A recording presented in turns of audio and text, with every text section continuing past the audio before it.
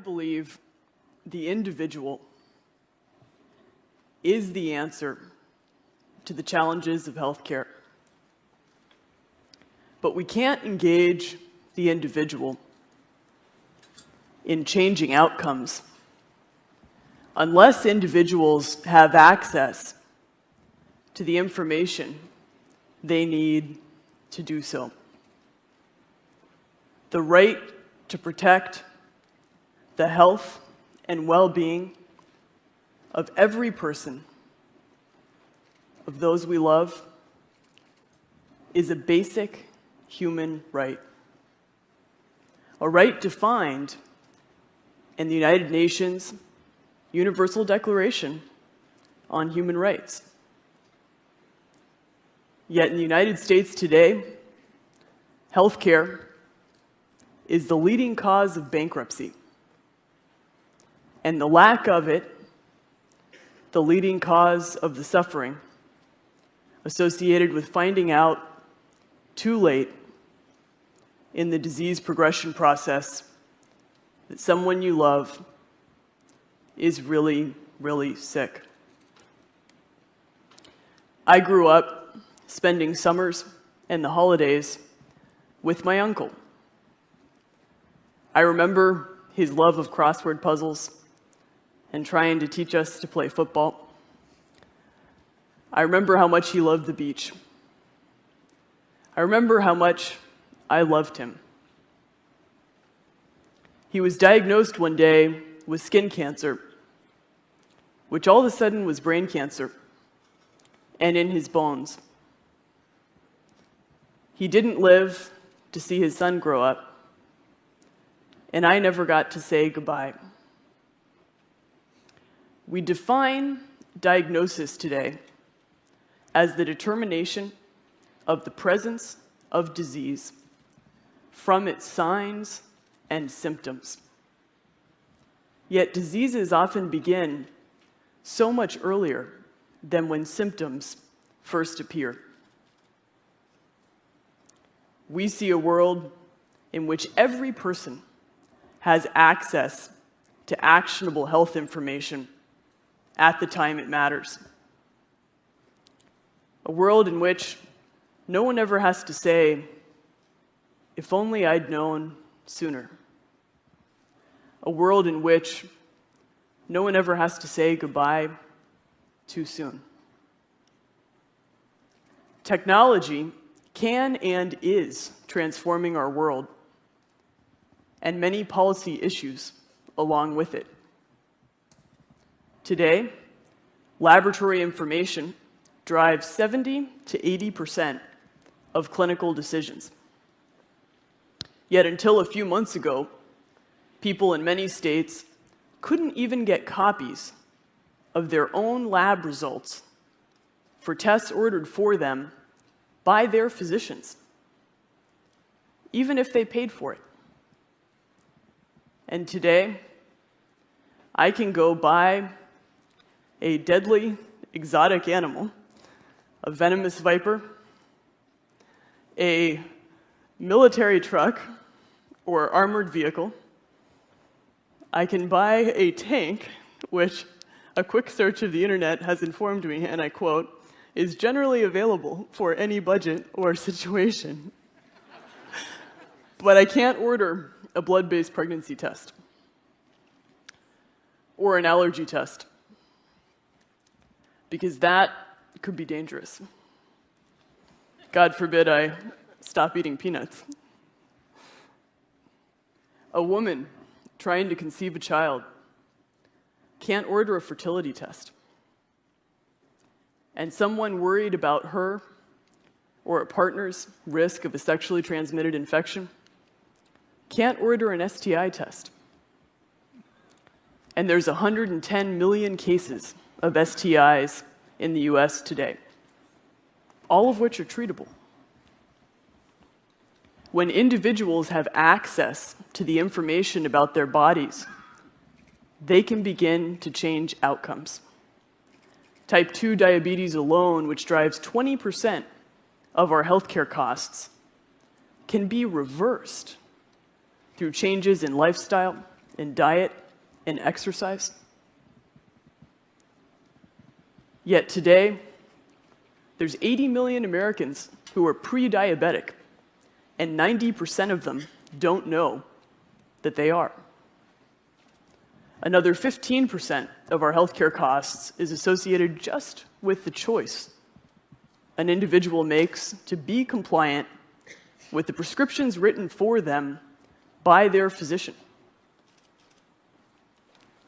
But engagement comes with knowledge, and knowledge comes with access.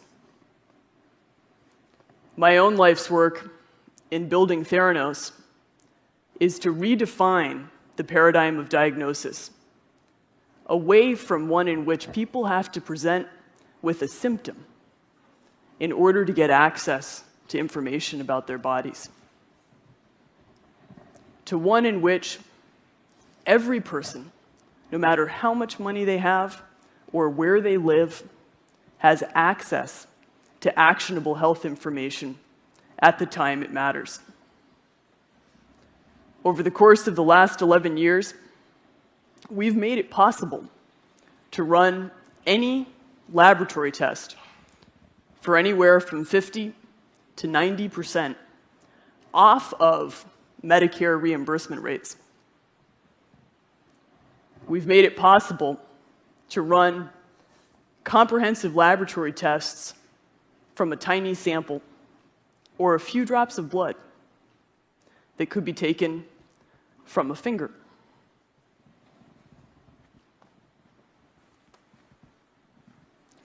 And we've made it possible to eliminate the tubes and tubes of blood that traditionally have to be drawn from an arm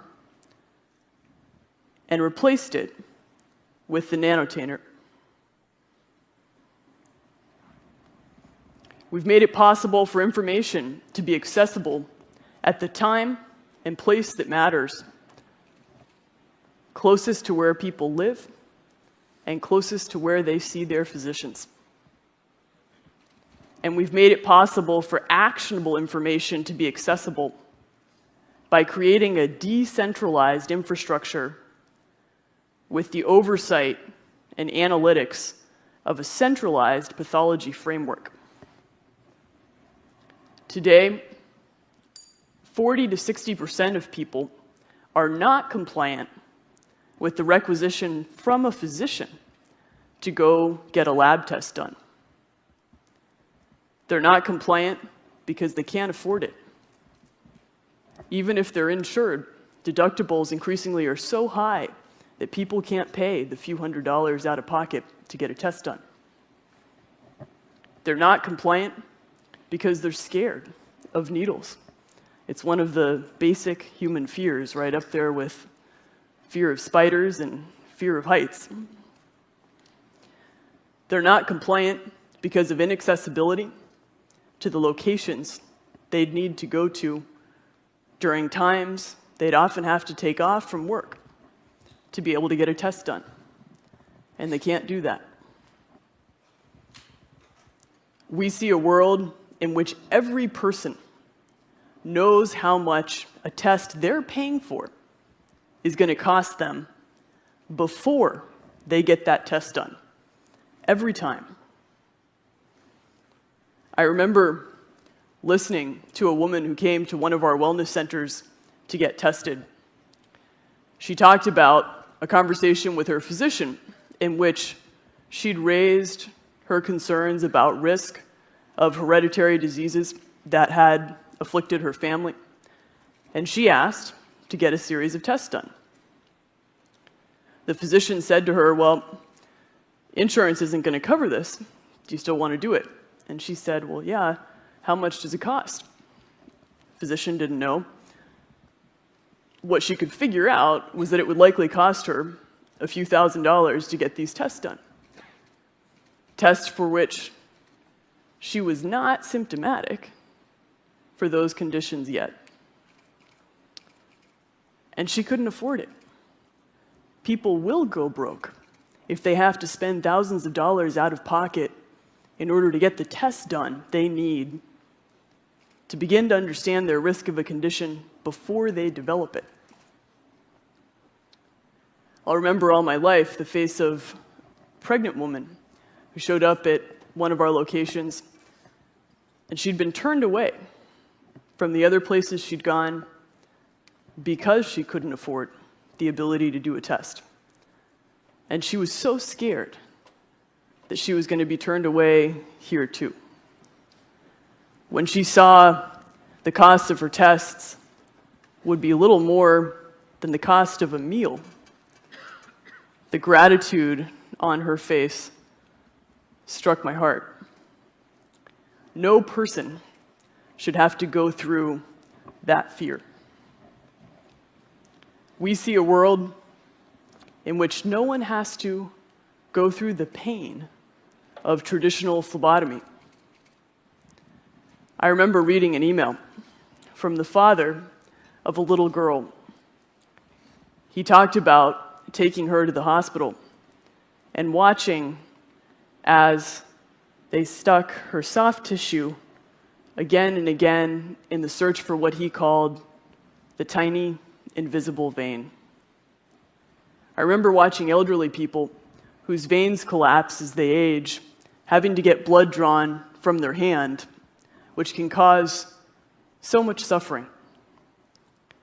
And I remember talking to so many cancer patients who will tell you they can take the treatments, and they can take the radiation, and they can take the visits, but the fear and bruising and transfusions associated with all the blood that needs to be collected in order for them to get care breaks them and those who love and care for them down. By making the cost of testing so low that any combination of tests can be run for the same cost that those tests would have cost individually before, it becomes possible to engage individuals in the testing process in such a way in which they get the information they need at the time it matters. We see a world in which the interaction with a physician becomes actionable because people can be tested at the time and frequency that matters, so that clinicians and individuals can begin to understand not just where they are, but where they're headed. And the typical clinician visit will change from one in which today is generally characterized by me seeing my doctor, for example. Doc says, "Elizabeth, haven't seen you for a year. Go get a test done." I go, let's say, do a routine set of labs.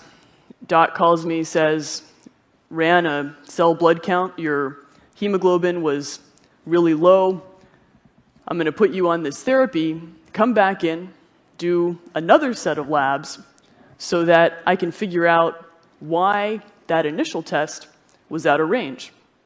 But in order to do that, I need more tubes of blood to be able to triage the condition." So I go, and this 3 office visit, 2 lab, 1 unnecessary prescription process can be consolidated into a single lab that can be accessible before I see my clinician, because any test can be run from a tiny sample for less cost than any one of them would have cost before. We see a world in which people get access to laboratory information late at night, on a weekend, early in the morning, in rural areas. And in establishing decentralized and distributed testing frameworks, a world in which decentralized care begins to become possible in developing economies. This future is beginning now, but engagement begins with the individual. And if I had one wish, standing here with all of you, it would be that today, just for a minute, you think about the fact that we have this right, a human right, to engage with information about ourselves, about our bodies, and for those that we love, to engage with information about themselves. And when we do that, we will change our lives. And the lives of those we love will change. And we'll begin to change our healthcare system and our world.